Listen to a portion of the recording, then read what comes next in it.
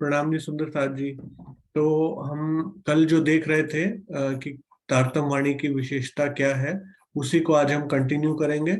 और इसको खत्म करके फिर हम नेक्स्ट इसका है तारतम वाणी का जो जो 14 ग्रंथ है वो हम पहले ही देख चुके हैं। तो ये विशेषता और लाभ हम आज खत्म कर देते हैं। और कल हमारी जो रहेगी वो अष्टपहर की जो बीतक है उसका पहला पार्ट स्टार्ट होने वाला है, मंगलाचरण और पन्ना जी की बीतक का शुक्राना। तो इसमें हम कल टाइम से जुड़ेंगे सारे सुंदर साथ और उसका आनंद लेंगे। और उसके अगले दिन फिर उसकी क्विज रहेगी। तो कल और परसों का दिन हमारा इसमें इंटरेस्टिंग होने वाला है। बीतक में हम जुड़ेंगे और फिर से उन अष्टपहर की बीतक का मंगलाचरण स्टार्ट करके फिर से वो अष्टपहर की बीतक को स्टार्ट करेंगे। चलिए एक सुंदर साथ जी अनम्यूट कीजिए। ठीक है, अनिल भाई आप स्टार्ट करेंगे जी। हाँ जी। तो हमने यहाँ तक देखा था कल की उपनिषदों में जो पराविद्या के बारे में बोला है और वही जो है कुरान में भी बोला है। इसके आगे यहाँ से पढ़ते हैं। हाँ जी, प्रणाम जी। प्रणाम जी। किन एक बूंद न पाइया रसना भी वचन, ब्रह्मांड धनियो देखिया जो कहावे त्रिगुण। प्रकाश हिंदुस्तानी प्रकरण 31 चौपाई 101। तीनों लोक पृथ्वी स्वर्ग वैकुंठ के स्वामी ब्रह्मा विष्णु व शिव तथा तीनों गुण सत्व रज तम से निर्मित इस ब्रह्मांड में किसी ने भी अखंड परम धाम के ज्ञान के सागर की एक बूंद भी नहीं पाई। यह सब तो अक्षर ब्रह्म को भी नहीं जान सके। हाँ जी, तो परम धाम के हाँ जी बताइए, बोलिए बोलिए।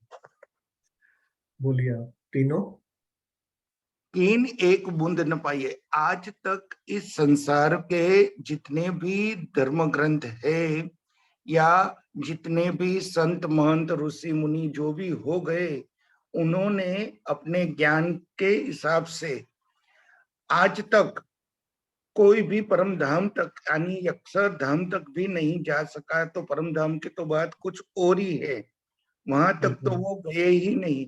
यानी यहाँ की जो बुद्धि है उस हिसाब से अपने ज्ञान के आधार पर कोई भी एक भी बात वो परम धाम के बारे में कह भी नहीं सके। ब्रह्मांड धनियो देखिया, अनेकों ने जो कहावे त्रिगुण जो ब्रह्मा विष्णु महेश है, उन्होंने भी आज तक इस ब्रह्मांड के आगे अखंड जो परम धाम है उसके बारे में एक लफ्ज भी नहीं बोला। प्रणाम जी। बिल्कुल सही। तीनों ब्रह्मांडों के स्वामी भी हो गए, जो ब्रह्मांड के स्वामी कहलाते हैं, वो भी इसके आगे एक शब्द नहीं बोल पाए इस ब्रह्मांड के आगे। और अक्षर ब्रह्म तो बहुत दूर की बात है। कल हम देख रहे थे किस प्रकार शॉर्ट में कुरान में संकेत दिए गए हैं और उसको जो मार्फत के भेद हैं वो तारतम वाणी के बिना नहीं खोले जा सकते कुरान के। और जो भी वेदों में शॉर्ट में वर्णन किया है, केन सूक्त में बताते हैं। तो ओहद जोए का वर्णन हम देख रहे थे ना बीतक में, और मध्यम सरय का वर्णन किया गया है। तो वो जो वर्णन है वो वर्णन किया गया है इंजा इन्ना इंजिल्ला सूरत और एक और सूरत अन्ना आतेन, ऐसे कोई दो सूरतों में उसका वर्णन किया गया। करेक्ट। तो वो वर्णन भी जो है ना वो इस संसार के परे जो परम धाम है, बेहद के परे जो परम धाम है उसका वर्णन नहीं है। कहने का मतलब यह है कि कुरान में भी जो वर्णन है वो वर्णन अक्षर ब्रह्म की योग माया के अंदर जो अखंड केवल ब्रह्म है, जिसको अक्षरातीत समझती है दुनिया, और जो पंच वासनाएं हैं वो सबलिक को अक्षर अक्षर ब्रह्म समझती हैं। तो उसी के अंदर जो परम धाम का अक्स पड़ता है, यानी परम धाम के करोड़वां अंश जो आनंद का और प्रेम का केवल ब्रह्म के अंदर पड़ता है।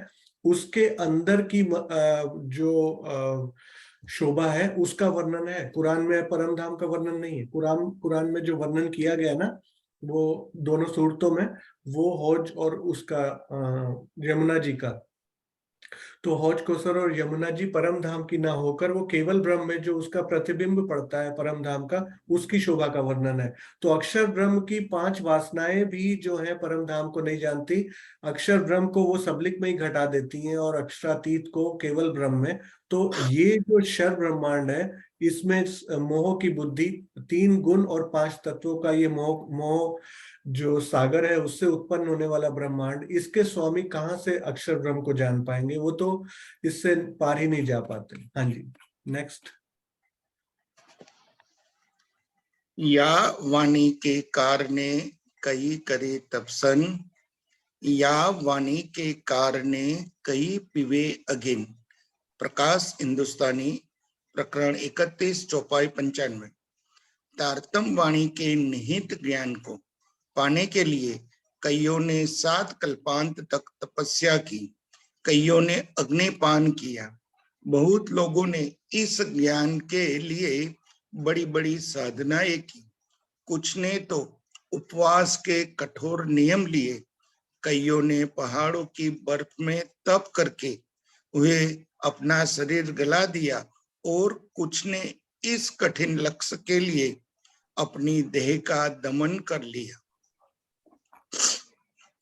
या वाणी के कारण, यानी जो हमारी ये ब्रह्म वाणी है, यानी तारतम वाणी है, वो तारतम वाणी के लिए कईयों ने, यानी ब्रह्म का ज्ञान लेने के लिए कई तपस्वी, कई कई लोग ऐसे मुनि जन हो गए, ऐसे तपस्वी हो गए, कई करे तपसन, अनेक तप किए।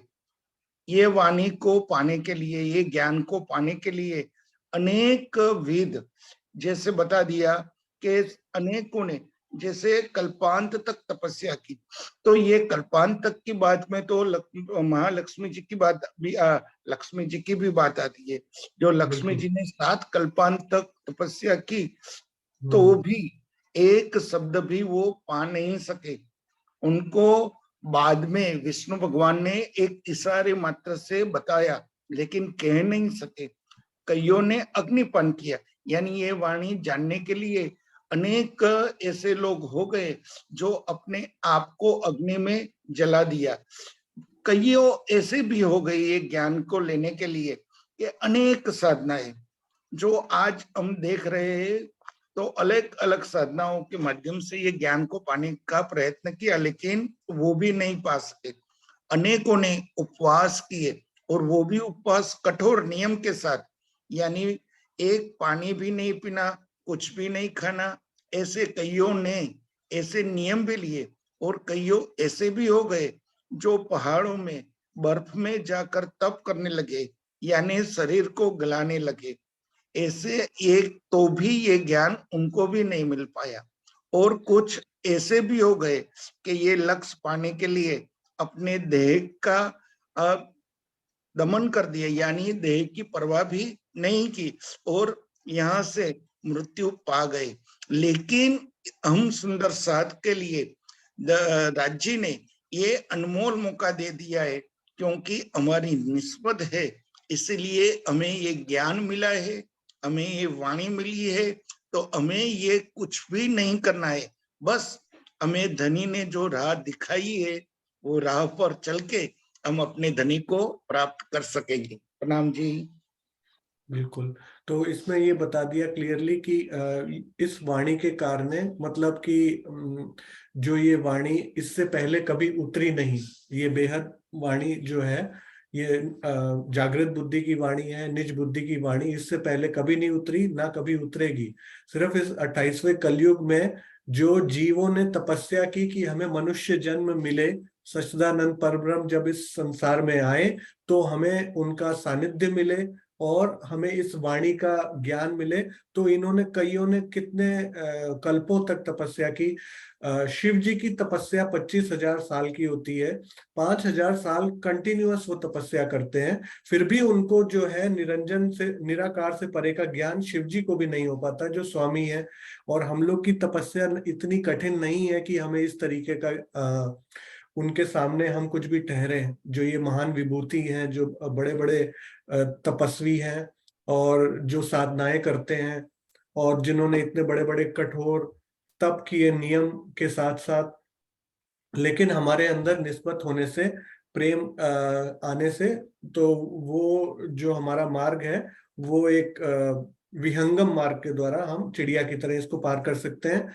और इसमें मेन चीज यही बताई गई है कि हमें इस वाणी के महत्व को समझना चाहिए, क्योंकि हम लोग को वाणी उपदेश देती है कि कुछ थोड़े समय के लिए ही चितवनी कीजिए। बाकियों का अगर कंपेयर की करेंगे तो यहाँ कई कई सालों की और कई कई कल्पांतों की साधना भी इसके सामने निष्फल जा रही है। हमें सिर्फ कुछ घंटों के लिए ही चितवनी में बैठने को बोला गया है उसके लिए, क्योंकि इसके बाद ये मौका संसार को नहीं मिलेगा। इसके बाद तो संसार अखंड हो जाएगा। अक्षर ब्रह्म की जागृत बुद्धि भी इसका पान कर रही है, रसपान कर रही है इस ज्ञान का। और इस ज्ञान को लेने वाले छोटे से छोटा जो जीव सृष्टि भी होगी ना, वो भी सत्स्वरूप की दूसरी और पहली बहिष्ठ की अधिकारी बनेगी, आठवीं बहिष्ठ की नहीं। वो आम खलक से भी ऊपर, उसको भी पूजा जाएगा। जीव सृष्टियों में से भी अगर कोई उत्कृष्ट रहनी लेकर आए और चितवनी के द्वारा परब्रह्म का साक्षात्कार करे, तो उसको भी पहली बहिष्ठ का अधिकारी माना जाएगा। तो ये हमारे ऊपर है कि हम इस वाणी के वजन को समझें, और इसके द्वारा आने वाले समय में जो सुंदर साथ पीछे आ रहे हैं, जो अभी आ रहे हैं, जो ज्ञान में लगे हैं, सेवा में लगे हैं, शिविर में लगे हैं, जैसे कि अभी वार्षिकोत्सव है, फिर पन्ना जी में है। तो इस प्रकार जो भी ये सारा खेल हो रहा है, ये सारा जागृत अक्षर ब्रह्म के हृदय में अखंड होने वाला है। ये सारी जो पूरी लीला चल रही है जागनी की, ये बहुत ही अच्छे ढंग से अक्षर के हृदय में हमेशा चला करेगी। लेकिन जो अवसर इस जागनी ब्रह्मांड में मिला है वो दोबारा नहीं मिलेगा। ऐसा फिर वाणी अवतरित नहीं होगी, ऐसा ज्ञान नहीं आएगा, और ऐसा मौका फिर नहीं मिलेगा जीवों को। हाँ जी। दूसरे सुंदर साथ को लीजिए, अच्छा, उनको भी आपका टाइम हो मौका गया। प्रणाम जी। दीजिए। प्रणाम जी, प्रणाम जी। प्रणाम जी अनिल भाई, प्रणाम जी। हाँ जी, मुकेश जी आप लेंगे।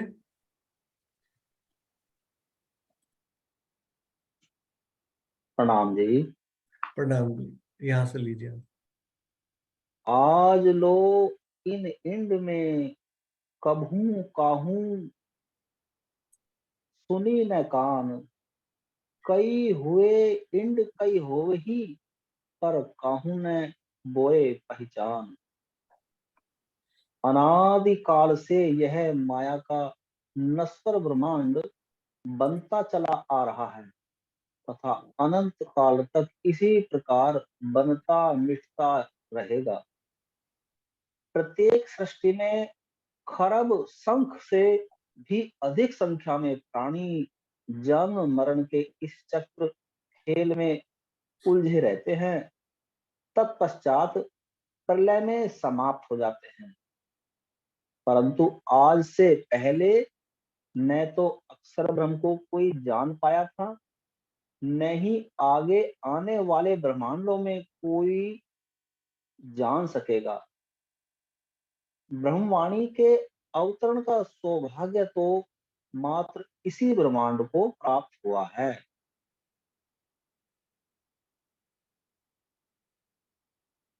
आज लो इन इंड में कबहू काहू सुनी न कान। ये क्षर का ब्रह्मांड एक विशेष, ये 28वां कलयुग एक विशेष अवधि का बताया गया है। अब से पहले न जाने कितने ब्रह्मांड हो गए, उनमें कभी भी पूर्ण ब्रह्म परमात्मा का ज्ञान अवतरित नहीं हुआ।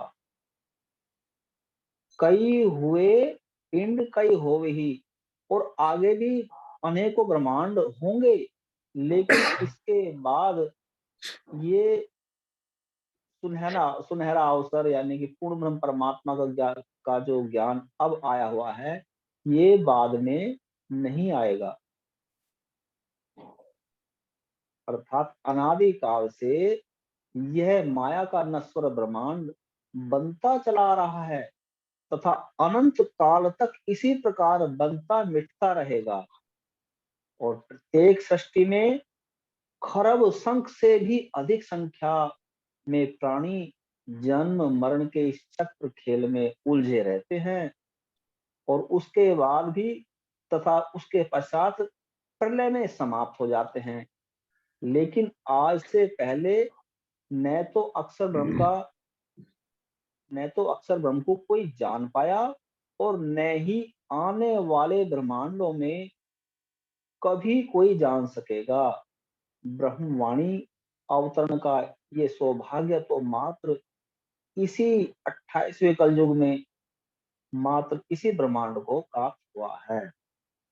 श्री प्राणनाथ जी की कृपा से ही ये अखंड परम धाम का ज्ञान इस ब्रह्मांड में अवतरित हुआ, जिस ज्ञान को ढूंढते हुए ब्रह्मांड के स्वामी योग माया सबलिंग ब्रह्म से परे नहीं जा सके।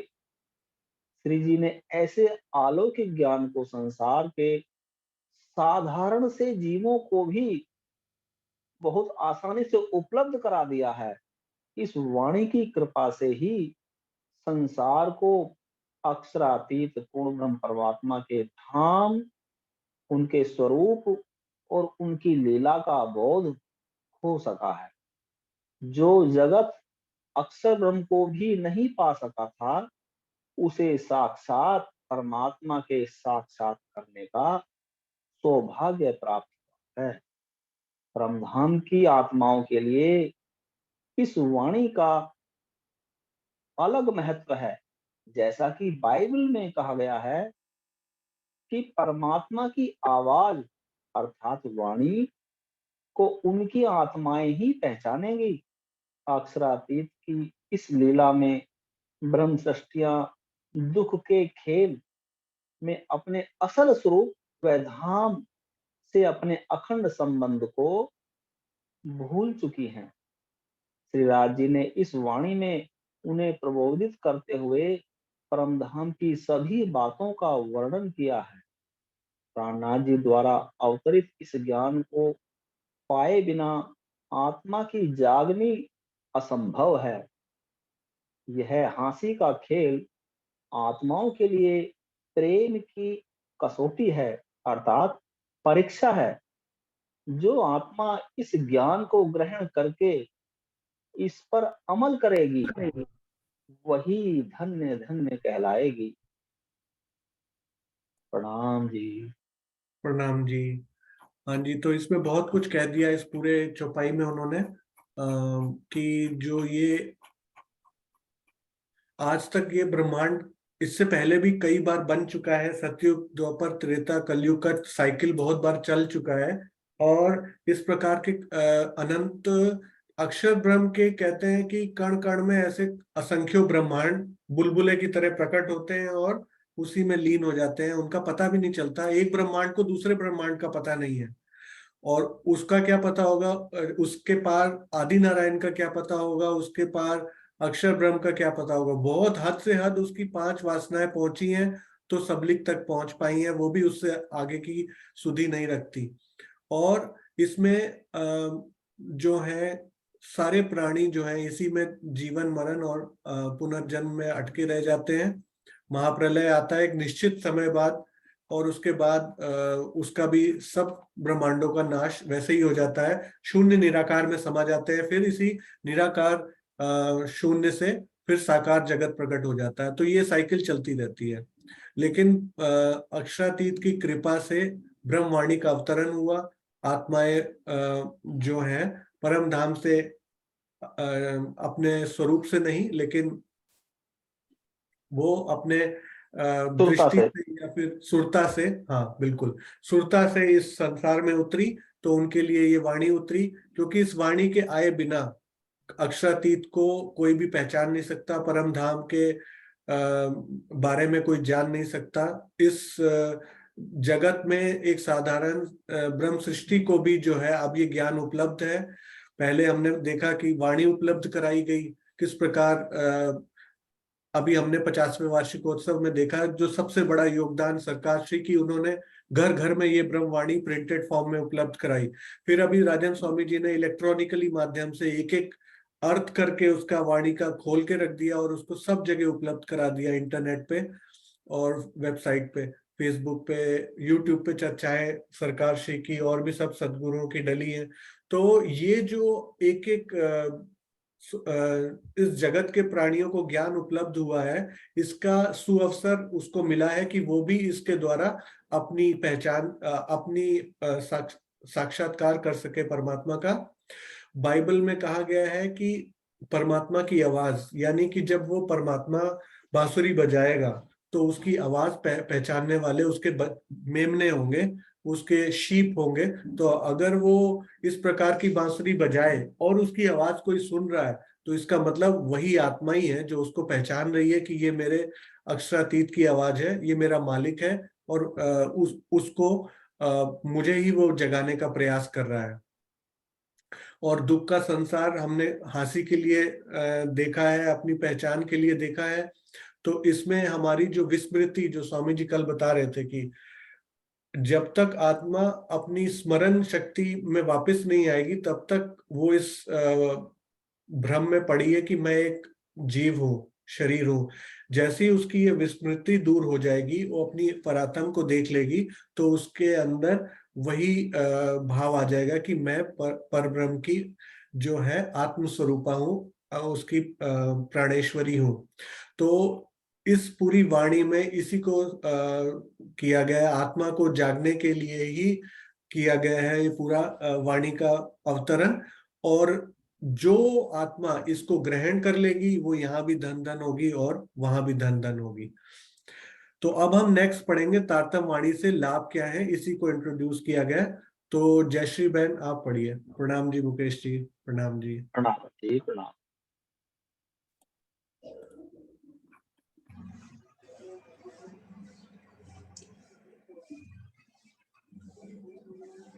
प्रेम प्रणाम जी, सब साथ के चरणों में कोटि कोटि प्रणाम जी। अक्षरातीत का यही अलौकिक दिव्य ज्ञान अति दुर्लभ है। उसी प्रकार इसे पाने व हृदय में ग्रहण करने वाले को यह दुर्लभ परमार्थ सिद्ध का लाभ देता है। अर्थात इससे चित्त के सारे अच्छे बुरे पूर्व संस्कार नष्ट हो जाते हैं। अच्छे बुरे कर्मों के फल के बंधन से मुक्ति, हृदय में जागृत बुद्धि के ज्ञान का प्रकाश, परब्रह्म अक्षरातीत का साक्षात्कार, क्षर ब्रह्मांड से परे योग माया में अखंड मुक्ति आदि प्राप्त होता है। श्रीमुखवाणी का वास्तविक महत्व समझने वाला मनुष्य इसके लाभ कदापि नहीं गिन सकता, क्योंकि वे अनंत है।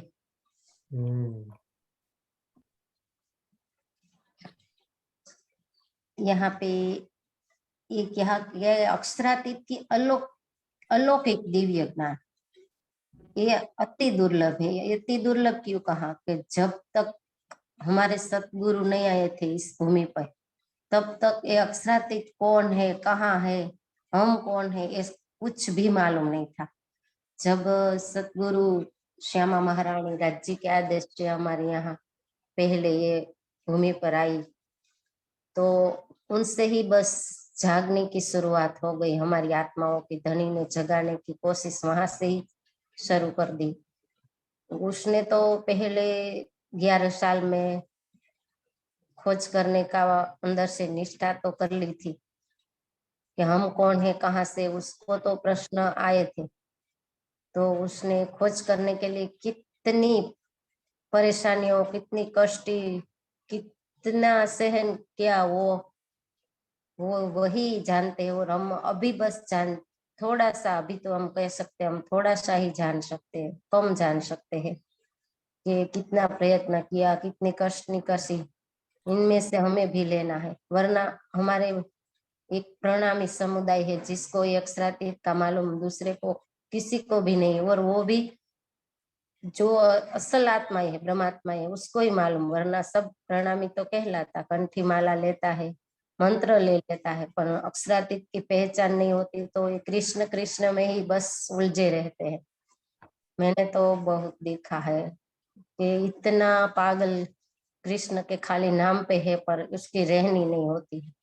अभी हमें बस ये स्वामी जी का जो मुझे तो खुलासा सब ज्ञान से हुआ, तो मैं अंदर से क्या महसूस करती हूँ वो मेरी एक आत्मा ही जानती है। मेरे घर में कितने लोग हैं पर सब ने कंठी पेरी है, प्रणाम वही बोलते हैं, पर कितना भी समझाओ नहीं। जैसे सदगुरु के साथ मेहराज जी था, उसको भी नहीं पहचान थी, इस वैसी तरह हमारे भी घर में हमारे साथ रहने वालों को भी पहचान नहीं आती। क्यों? क्योंकि जो जिसके अंग है उसी को ही ये पहचान और अनुभव होता, दूसरे को नहीं है। और वो कुछ सह भी नहीं सकेंगे और उसका अनुभव भी नहीं करेंगे। तो हम अनुभव करते हैं और हम सह भी सकते, और हम सब कुछ अक्षरातीत के ज्ञान से मिला है सब कुछ। यहाँ तो कृष्ण कृष्ण तो सब कहते हैं, पर कृष्ण का किसी को भी, कृष्ण क्या है किसी को भी मालूम नहीं। इसीलिए इसमें लिखा है कि अक्षरातीत का ये अलौकिक दिव्य ज्ञान अति दुर्लभ है। उसी प्रकार इसे पाने व हृदय में ग्रहण करने वाले को यह दुर्लभ परमार्थ सिद्ध का लाभ देता है। दुर्लभ परमार्थ सिद्ध क्या, हमें सीधी मिली है, हमें अक्षरातीत को पहचान लिया इसलिए हमें सीधी मिली है और हमें अनुभव हो रहा है हमारे धनी क्या है, कैसे है, इसकी लीला क्या है, उसका स्वरूप क्या है, ये हमें हमारी आत्मा दिखती है अंदर से।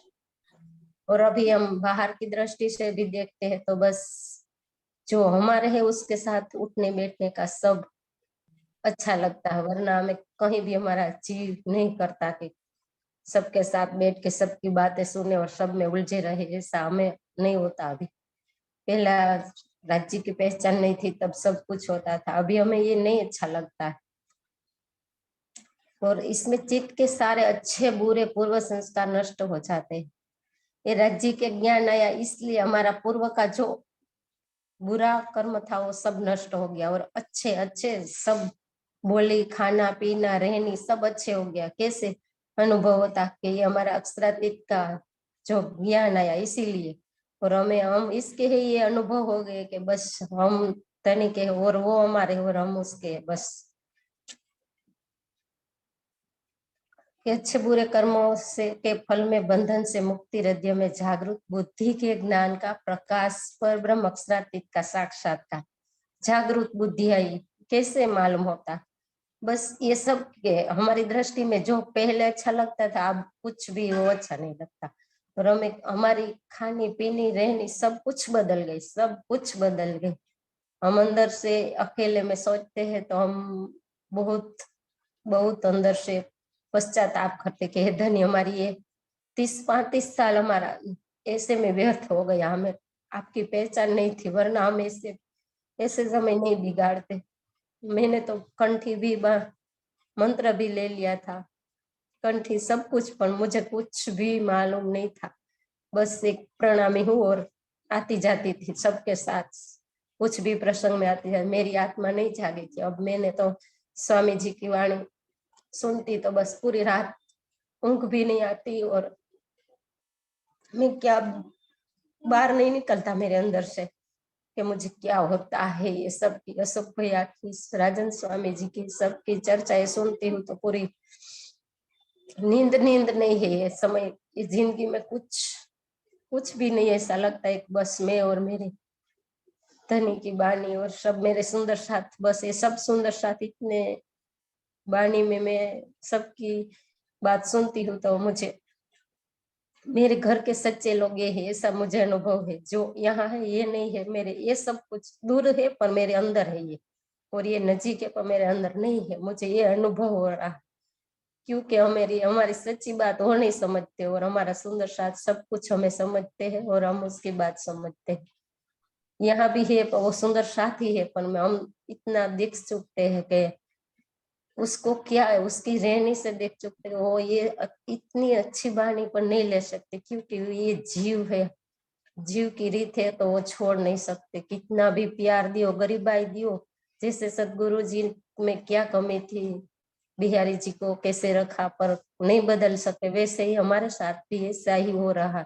पर हम इतने मजबूत है कि हमारे धनी, हमारा प्रियतम हमारे अंदर है, तो वो न बदले तो कोई बात नहीं, पर हम हमारा छोड़ नहीं सकेंगे कभी भी। मेरे साथ और मैं मेरे धनी, क्या बात करूं।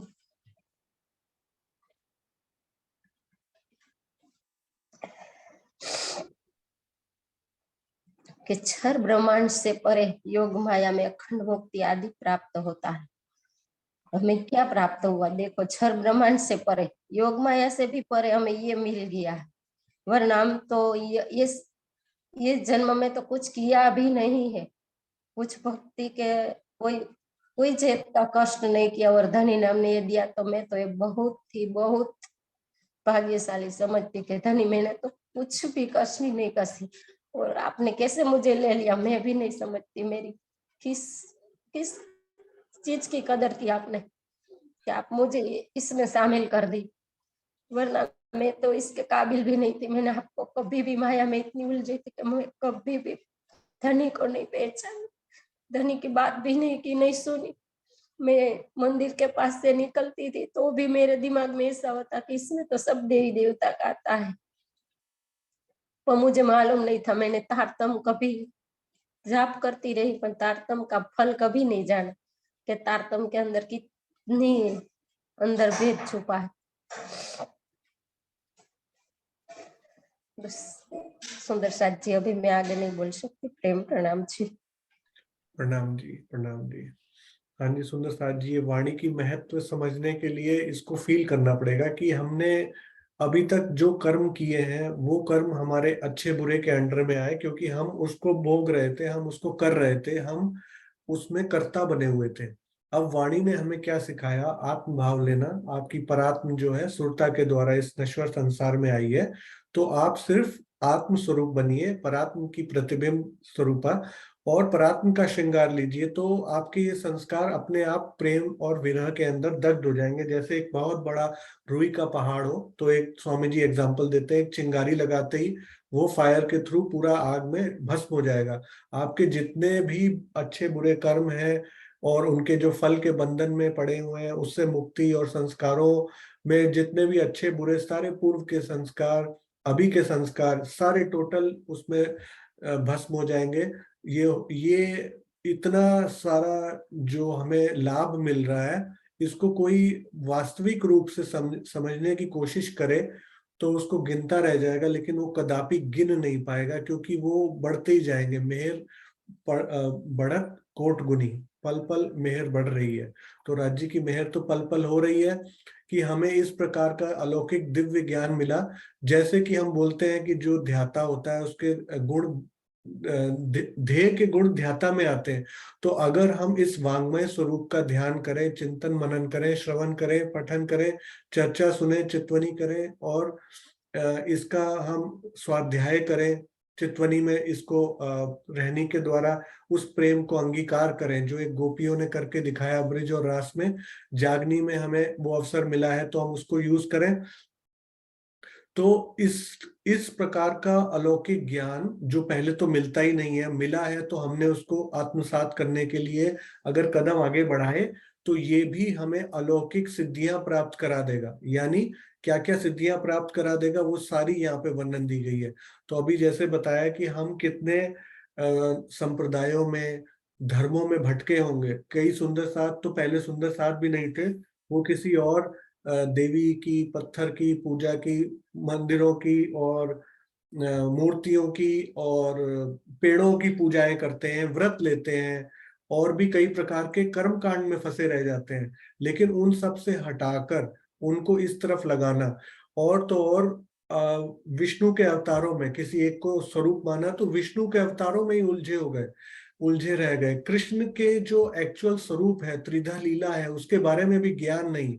कृष्ण ने जो ब्रिज में लीला की, वो ब्रिज के अंदर कौन सा स्वरूप प्रकट हुआ इसका भी ज्ञान नहीं उनको। लेकिन वो सिर्फ शब्द रटे रटाए जो उनको समझाए गए वो उन्होंने वैसे ही ग्रहण किए। असली परम तत्व का, जो परम सत्य का ज्ञान है, मार्फत का ज्ञान है, दोपहर का जो सूरज के रूप में, प्राणनाथ जी के रूप में जो स्वरूप आया है, वो किस प्रकार से आया है, वो सारा जो प्रकाश ज्ञान का, जागृत बुद्धि का प्रकाश हमको मिलता है इसी ब्रह्मवाणी के द्वारा। ये इसके अनंत लाभों में से कुछ एक लाभ है, और इसके द्वारा ही सारे संसार को अखंड मुक्ति का वरदान भी मिला है प्राणनाथ जी के स्वरूप के द्वारा, जो विजयाबिनन बुद्ध निष्कलंक स्वरूप आखिरी इमाम मोहम्मद मेहंदी साहिबुज़्ज़मा के रूप में आए इस संसार में। उन्होंने इस संसार को आत्माओं के आने के साथ साथ एक वरदान दिया कि इस संसार को भी इस शर से परे योग माया में अखंड मुक्ति का वरदान मिलने वाला है। तो इसका वास्तव में हम आकलन नहीं कर सकते कि कितना हमारे जीव को ये स्वर्णिम अवसर मिला हुआ है, जो हमें यूज करना है इस जीवन में, और अपने जो है इसको लाभ उठाना है। जो ये लाभ मिलते हैं उनको हमने लेना है। हाँ जी, और नेक्स्ट सुंदर साथ जी, राजरानी जी हैं, आप पढ़िए। प्रणाम जी। तिन न बूद की नजर बीच अखंड पहुंचे, अक्षर ठोर स्वरूप की इन वाणी से देखें। ये बीतक साहब की चुपाई है, 79 प्रकरण की 96 चुपाई है। नहीं, इस 71 ब्रह्म ज्ञान 71 बीतक में तो 70। हाँ जी, 16 नंबर 79 पर। तो प्रकरण ही नहीं है, ये 8वें प्रकरण की चौपाई है, तो देख ही लेते हैं। 71 की 16 बीतक खुली हुई है, तो टाइम पे आ गया बीतक का प्रसंग भी। तो ये वाली है, ये आप चौपाई भी पढ़ दीजिए। तिन न बूद की नजर बीच अखंड पहुंचे, अक्षर ठोर स्वरूप की इन वाणी से देखें। 16 नंबर चुपाई है। किंतु तारतम वाणी के प्रकाश में स्वप्निक जीव की दृष्टि भी अखंड परम धाम में घूमने लगती है, तथा उसे अक्षरधाम का भी अनुभव हो जाता है। यानी कि ये अब हम सब के ऊपर ये चुपाई घट रही है कि हमारे जीवों के ऊपर अज्जी ने इतनी मेहर की है, इतना उन्होंने हमें अपना सब कुछ दे दिया, अपना अखंड का खजाना, जिससे जो हमारे जीव हैं, जिन जीवों के ऊपर आत्म बैठी है, उन जीवों की नजर इस 14 लोक के ब्रह्मांड के जो मालिक है उनको भी पार करके आगे अक्षरधाम तक पहुंच गई है और वहां के सुख ले रही है। भावार्थ है। हाँ, ये वाणी की इसमें बीतक में भी ये 8वां पहर जब आएगा, जब हम करेंगे, तो उसमें इसमें वाणी की भी महिमा यहाँ पे 8वें पहर में भी बताई गई है कि ये हमारी आत्मिक दृष्टि को परम धाम में ले जाएगी और हमारी इच्छाएं पूर्ण होगी। और इसमें आप ये वाली चौपाई पढ़िए, ये वाली अक्षर जो धाम। जो धाम अंदर की विहार की मजबूर, सो अक्षर को सुध नहीं जो अंदर का जहूर। अक्षर ब्रह्म को भी इस बात की जानकारी नहीं है कि परम धाम के अंदर कैसी लीला होती है तथा उसका वास्तविक रहस्य क्या है।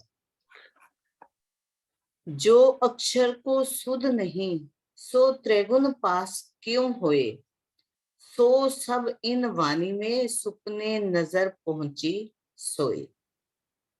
जिस बात की शुद्ध अक्षर को नहीं है, तो वह त्रिदेव के पास कैसे हो सकती है।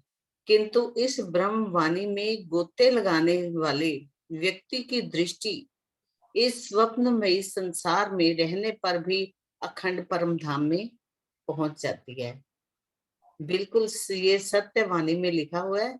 जो भी है, अब हम लोग बैठे तो इस संसार में हैं, और वाणी के द्वारा जो हमें परम धाम की सुध मिल गई, अक्षरधाम की सुध मिल गई, वो उसके द्वारा ये जो हमारे जीव हैं, इनकी नजर हम चितवनी के द्वारा परम धाम के अंदर मूल मिलावा तक राज्य के चरणों में जाकर दीदार उनके करके आते हैं।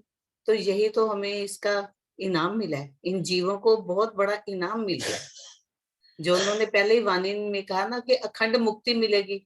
तो वो यही है, हमारे जीवों की तो अखंड मुक्ति यही है कि उनको पहले भीष्ट में जाकर स्थान मिल जाएगा। नजर नाबूद जीव को सो सुपने में रल जाए। नींद उड़े उड़त हैं, सुध न रहने रहवे ताए। आदि नारायण के अंश रूप स्वप्निक जीव की दृष्टि निराकार में ही लीन हो जाती है। आदि नारायण की नींद के समाप्त होते ही उसका अस्तित्व समाप्त हो जाता है। उसे जरा भी अखंड की सुध नहीं हो पाती। यानी आदि नारायण से बने हुए जो जीव हैं, जो उसी का अंश है, वो एक पानी के बुलबुले की तरह, जैसे हम हथेली में पानी का बुलबुला रख लेते हैं तो एकदम से वो समाप्त हो जाता है, उसका कोई अस्तित्व नहीं रहता। उसी प्रकार आदि नारायण के बने हुए जो जीव हैं, उनका भी कुंभ के होने से लय भी हो जाता है और पैदा भी वो हो जाते हैं और उसी में वो खत्म भी हो जाते हैं।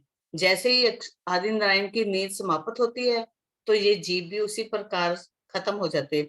लेकिन इस बार का जो 14 लोक का ब्रह्मांड बना है, इसको खुद श्री राजी महाराज ने अपनी मेहर से अक्षर को हुक्म देकर बनवाया है, जिसमें जो ये जीव हैं, इनका आदि नारायण का इनके ऊपर कोई हुक्म नहीं चलेगा, क्योंकि ये राज्य की मेहर से संसार बना है। तो वो उनकी मेहर से ही अखंड, आठों भीष्टों में अखंड हो जाएंगे।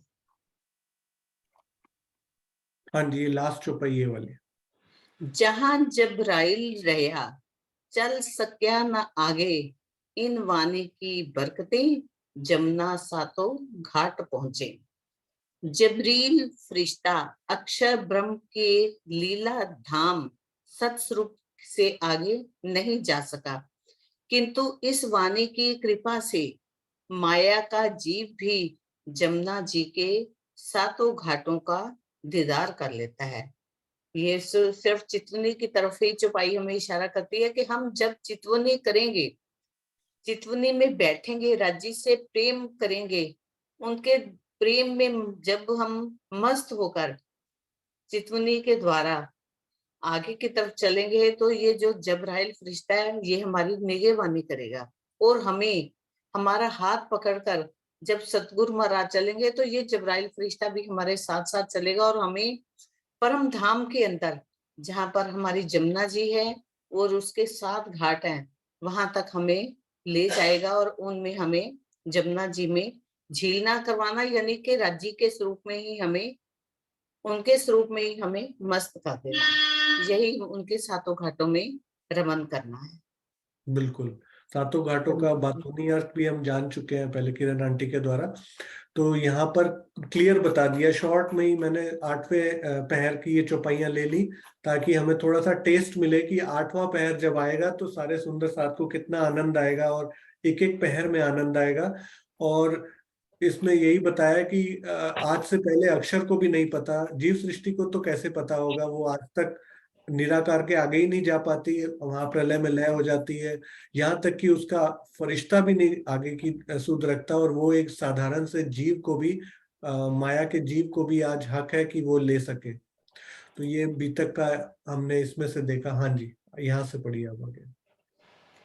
इस ब्रह्म ज्ञान तातम वाणी को ग्रहण करने से स्वप्न समान झूठे तन पर बैठे जीव की दृष्टि निराकार के मंडल को पार करके अखंड योग माया तक पहुंच जाती है। ये तथ्य विचारणीय है कि जिस बेहद धाम को ढूंढते हुए सबने हार मान ली, उस वाणी की कृपा से सभी को उस बेहद से परे अक्षर ब्रह्म और उनसे भी परे अक्षरातीत के निज स्वरूप तथा नूरमय धाम परम धाम का बोध हो सका है। तो वही चीज जो हम बीतक में ये पूरी पढ़ चुके हैं, वही चीज यहाँ पर बताई गई है कि सबने नेति नेति करके हाथ जोड़ लिए कि भैया यहाँ नहीं है, हमें इससे आगे का ज्ञान है नहीं, लेकिन परम धाम का ज्ञान वाणी के द्वारा हमें मिलता है। हाँ जी।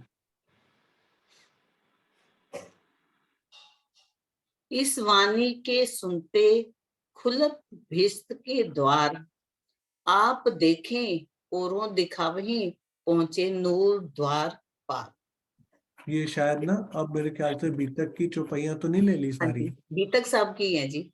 ये सब बीतक साहब की चौपाइयां हैं। चलिए 2 और हैं चौपाइयां, फिर हमारा फिनिश हो जाएगा। उनका भी श्रवण कर लेते हैं, बीतक के द्वारा भी और इधर से भी। तो ये बीतक 71 राजी बोल रहे हैं, आज 8वां पैर देख ही लो थोड़ा सा।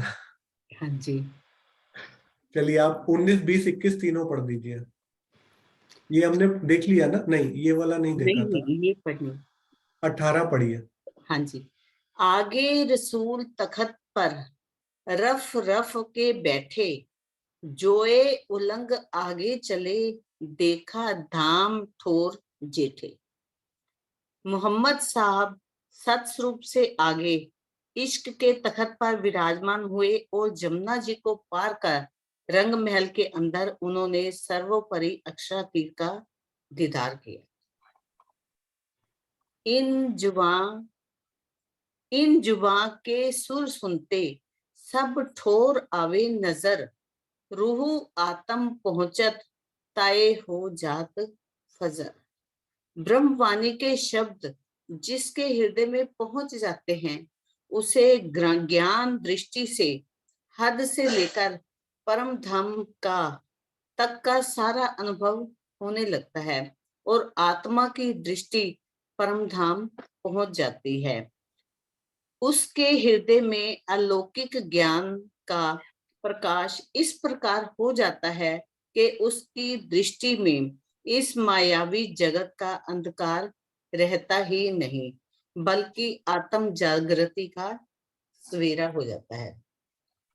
यानी कि उस रूह की फजर हो जाती है। जिसने इस वाणी को सुन लिया और उसने जब राज्य के चितवनी के द्वारा दीदार ही कर लिए, तो उसकी तो फजर हो ही गई। उसको तो ये संसार बिल्कुल नसूत उसके लिए खत्म हो जाता है।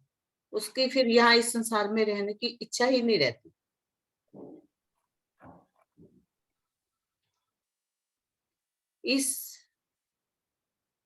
इस वाणी के सुनते आप होत हयात, देखे बैठे माया मिने ठोर बका हक जा। इस ब्रह्मवाणी का रस पान करने वाले अखंड आनंद तथा अखंड मुक्ति को प्राप्त होते हैं। वह इस मायावी जगत में रहकर भी अखंड परम धाम श्री राज श्यामा जी व सखियों की शोभा को देख लेते हैं। हाँ जी, लास्ट 21। इस वाणी के सुनते खुलत भिस्त के द्वार, आप देखे औरों दिखावहीं पहुंचे नूर द्वार पार। इस वाणी ब्रह्मवाणी को सुनने से अखंड भिष्टों की प्राप्ति होती है। सुंदर साथ इस ब्रह्मवाणी के प्रकाश में अक्षरधाम से भी परे प्रेम द्वारा परम धाम में पहुंच जाते हैं।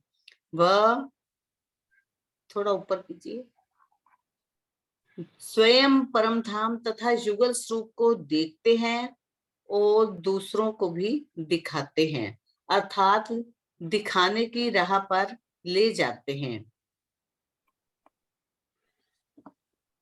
हाँ जी, तो इसमें यही बताया कि अखंड का द्वार खुल जाता है प्रेम के द्वारा और परम धाम में पहुंच जाते हैं। उनकी आत्मा के हृदय में जब ये ब्रह्म ज्ञान उतरेगा तो उनकी आत्मा जो है वो परम धाम का दर्शन करेगी प्रेम के द्वारा, और वो जीव जो है सबसे पहले ज्ञान के द्वारा पहुंचेगा। हाँ जी, प्रणाम जी। प्रणाम जी। प्रणाम जी। हाँ जी, सुनीता जी आप अवेलेबल हैं? हाँ जी भैया, प्रणाम जी। हाँ जी, प्रणाम जी। तो आप ये वाला पढ़ दीजिए लास्ट।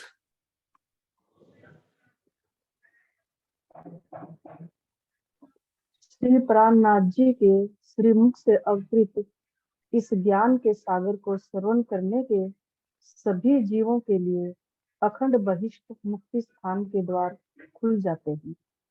इसके अतिरिक्त अक्षर ब्रह्म से भी परे पर ब्रह्म अक्षरातीत के निज स्वरूप चरित्र व धाम का भी पता चलता है। यह दिव्य अवसर केवल कानों से सुनने जानने तक ही सीमित नहीं है, अपितु उस अलौकिक धाम व साक्षात परमात्मा के दर्शन का भी सुंदर लाभ लिया जा सकता है। श्री प्राणनाथ जी की कृपा दृष्टि से ही उनके निज स्वरूप के दर्शन करने का सौभाग्य प्राप्त हो सका है। बिल्कुल। तो करनी माफक कृपा और कृपा माफक करनी, हमने पूरा देख लिया ये वाला। हाँ जी। ए वाणी इन धाम की, ले बैठावत निज धाम, सबको सुख उपजे, होए पूर्ण मनोरथ काम। इसको भी देख लेते हैं, 1 मिनट, 11 नंबर की है।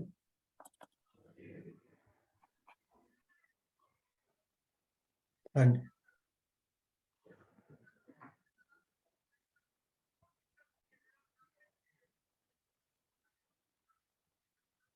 परमधाम की यह वाणी सबकी आत्मिक दृष्टि को परमधाम में ले जाती है, जिससे अखंड सुख की अनुभूति होती है और सभी इच्छाएं भी पूर्ण हो जाती है। यस। सब परमधाम की आत्माओं के लिए यह वाणी अत्यंत सुखकारी तथा मन के सभी मनोरथ पूर्ण करने वाली है। इस वाणी को सुनते ही ब्रह्म सृष्टियों का मन इसके रस में डूबने लगता है। उन्हें धाम धुनी की चर्चा के अतिरिक्त कुछ भी अच्छा नहीं लगता। तत्पश्चात चितवनी के मार्ग का अनुसरण करके वे इस जड़ सृष्टि में ही अखंड व चेतन परमधाम का साक्षात्कार और परमानंद प्राप्त कर लेती है।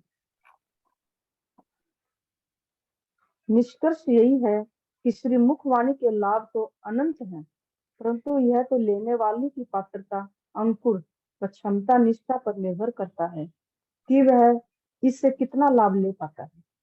इसके अतिरिक्त यह भी आवश्यक है कि वाणी को केवल पढ़ा ही न जाए, अपितु उसकी एक एक चौपाई पर गहन चिंतन किया जाए तथा अंततः उसे रहने में लाया जाए। एक बात तो सर्वमान्य है कि परमधाम का ज्ञान देने वाली अक्षरातीत की यह अलौकिक वाणी अति दुर्लभ है तथा जिसे भी इसे सुनने का अवसर प्राप्त हो वह इस सुअवसर को कदापि ना करे। हाँ जी, तो ये वाणी के लाभ हमने देखे, और इसमें ये इम्पोर्टेंट है कि वाणी को पढ़ना कैसे है। खाली इसको एक बुक समझ के नहीं पढ़ना है, इसको ऐसे चिंतन करना है एक एक चौपाई का, कि उसको हमें फाइनली अपनी रहनी में उतारना है, तभी इस वाणी का संपूर्ण लाभ सुंदर साथ को मिलेगा। और जिसको ये अवसर मिल गया है वो स्वयं भी ले और दूसरों को भी इसमें सम्मिलित करे, क्योंकि ये अवसर दोबारा मिलने वाला नहीं है। और ये उसकी पात्रता पर निर्भर करेगा, वो कितना उसको ले पाएगा। तो 5,000 की ब्रह्म सृष्टियां चली, जब 5,000 टोटल जो सुंदर साथ चले, उसमें 500 ब्रह्म सृष्टि ऐसी थी जो पहले पहर से लेके 8वें पहर तक उसको सिर्फ एक ही चीज चाहिए, उसको सिर्फ चर्चा चितवनी ही चाहिए। और कुछ उसमें से ईश्वरी सृष्टि थी जो मोस्टली भक्ति में रहती है और बंदगी में रहती है, और कुछ थी जीव सृष्टि, उनका ध्यान जितना भी आप कोशिश करेंगे वो कर्म कांड से थोड़ा सा ऊपर बढ़ने की कोशिश भी करेगी, लेकिन उनमें भी कुछ ऐसे जीव सृष्टि जिन्होंने अक्षरातीत को पहचाना कि यही हमारे प्राणनाथ है, वो फिर उस ब्रह्म सृष्टि की रहनी पर पहुंचकर वो अपने जीव को अखंड सुख दे पाई। और आज भी वही अवसर है, क्योंकि यही जो प्राणनाथ जी के स्वरूप के सामने हमने देखा, पन्ना जी में 11 साल की लीला होती है, वही वांग्मय स्वरूप में प्राणनाथ जी का आज हमारे सामने अक्षरातीत की जो वाणी है वो तारतम वाणी के रूप में, कुलजुम स्वरूप वाणी के रूप में है। तो हमारे सामने भी अभी वही वांग्मय स्वरूप अक्षरातीत प्राणनाथ जी का ही है, और उस स्वरूप में और ब्रह्मवाणी के स्वरूप में कोई भेद नहीं है। और इसको हम उसी रूप में लेंगे तो हमें वही लाभ मिलेंगे जो उस समय हमारे सुंदर साथ ने लिए थे 5वें दिन की लीला में। तो छठे दिन की लीला में भी हमें ये सेम अवसर मिला है। ये हमारी पात्रता और क्षमता पर निर्भर करेगा, हम कितना इसको ले पाएंगे। तो सुंदर साथ जी, फिर हम कल इस प्रकार जुड़ेंगे अपने अष्टपहर की बीतक को स्टार्ट करने, और उसका मंगलाचरण कल हम झरोके टीम के द्वारा स्टार्ट करेंगे, फिर उसका क्विज होगा परसों। और आज हम जो ये वाणी के 14 अंक से हमने स्टार्ट किया था, इसको हमने ऑलमोस्ट खत्म कर दिया है कि इस वाणी की जो विशेषताएं हैं और एक्चुअल में ये वाणी किस लिए आई है, इसके लाभ क्या क्या हैं, और इसको हम वांग्मय स्वरूप के रूप में किस अंग से प्राणनाथ जी के स्वरूप से कंपेयर करते हैं, वो सारा हमने पढ़ा। इसके आगे भी थोड़ा सा है जो हर पेज, जो हर ग्रंथ के बारे में स्पेसिफिक है, तो फिर जब नेक्स्ट मौका मिलेगा तो हम उसको भी पढ़ेंगे कि हर वाणी की क्या विशेषता है, और हर जो वांग्मय स्वरूप दिया गया है उसकी क्या विशेषता है, उसको वैसा क्यों कहा गया है।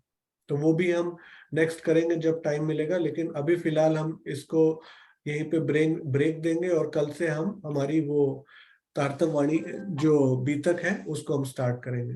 प्रणाम जी सुंदर साथ जी, प्रणाम जी। प्रणाम जी।